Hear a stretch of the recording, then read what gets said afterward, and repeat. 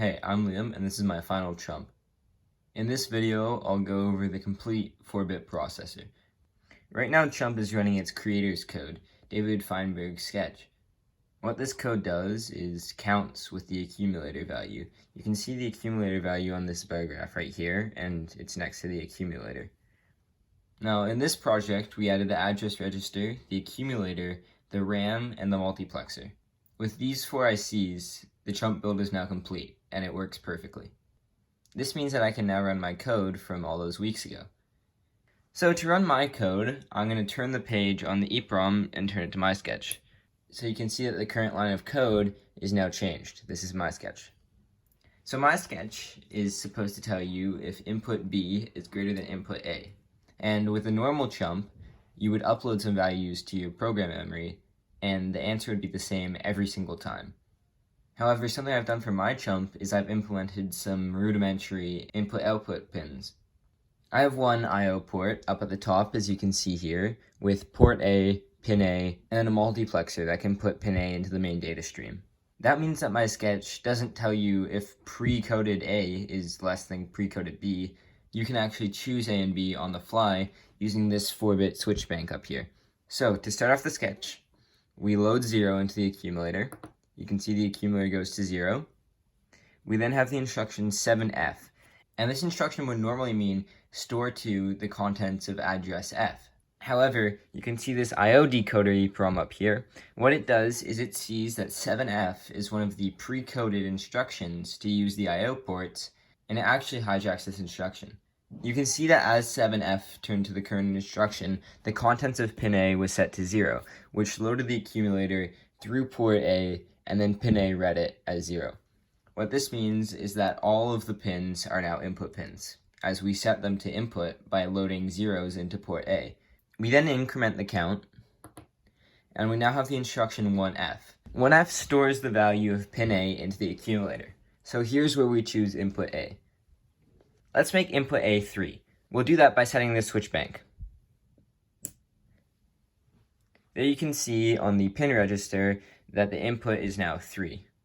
As we toggle this, you'll see 3 loaded into the accumulator. The next instruction is 60, which is stored to address 0. So the accumulator will now be stored to address 0, meaning we saved our pin A reading to address 0. We now get the instruction 1F again. This is our second input, input B. Let's make B 15. We'll do that by setting all switches high, and you can now see that the pin A register is all high. We load it into the accumulator right there, and we store it to address 1. By the way, you can see this is the address register. It went to 1, and now address 1 in RAM is 15. So now we're going to load 0. The address register goes to 0. Or sorry, we just read 0. And now we're going to load 0. And you can see that the accumulator then goes to 3.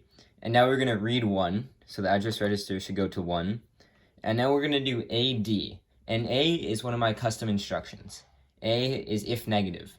This means that it's going to take the accumulator value, subtract the value currently presented on the B input of the ALU from the accumulator value, and if that result is negative, it will jump to address D.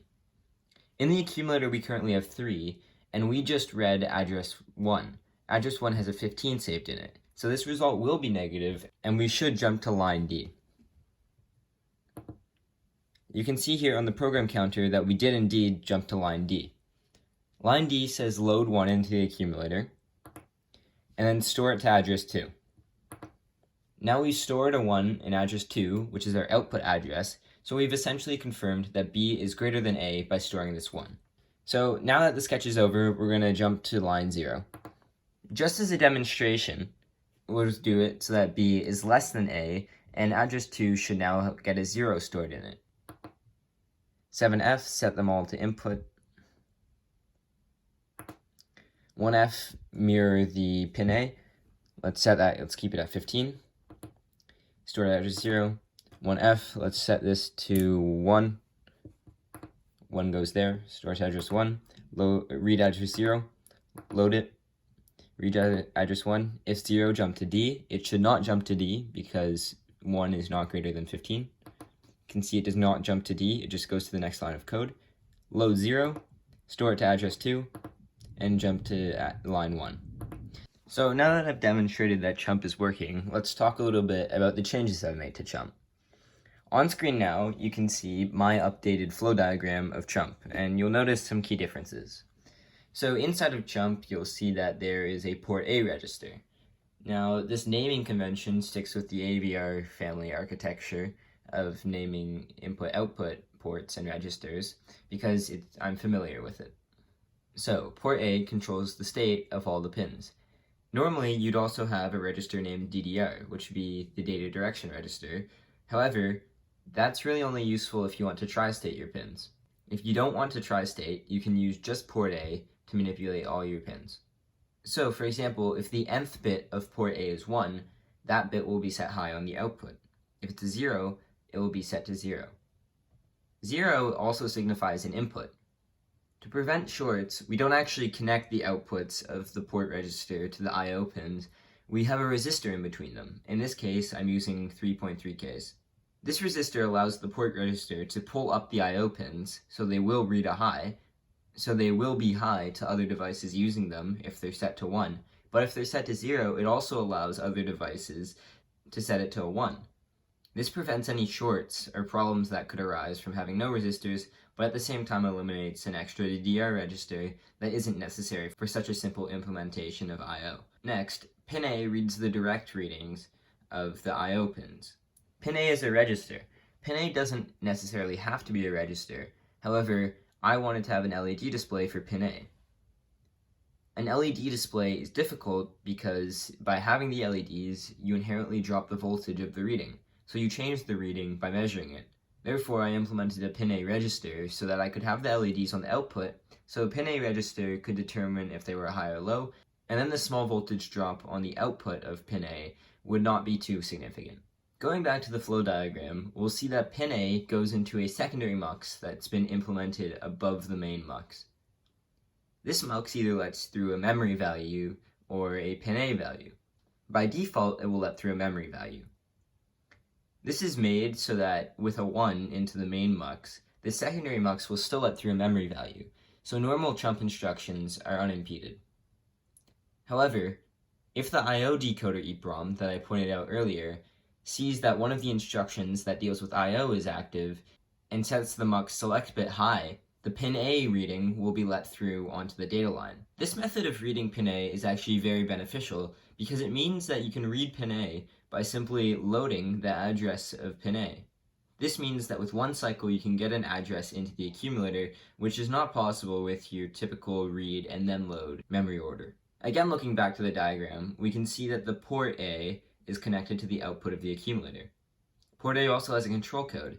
This control code is again from the I/O decoder. If it detects that we're trying to write to port A, it will toggle the clock of port A, saving whatever value is in the accumulator to port A. This value will then be outputted on the I/O pins. The next thing I customized about CHUMP is my custom instruction if negative. What this instruction does is it subtracts the value presented to the ALU on input B from the accumulator, and if this value is negative, it uses the carry out flag to jump to some line in program memory. To do this, we need to free up a control line. As I mentioned before in another video, we can see that the carry input control line is redundant because it has the same value as S0 all the time.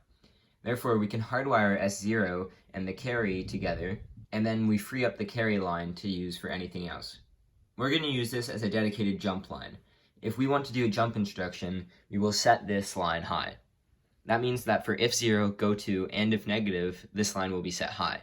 We still need the secondary authentication from the Z flag or also the carry out flag to proceed with a jump instruction. To do this, we will OR the Z flag or the carry flag.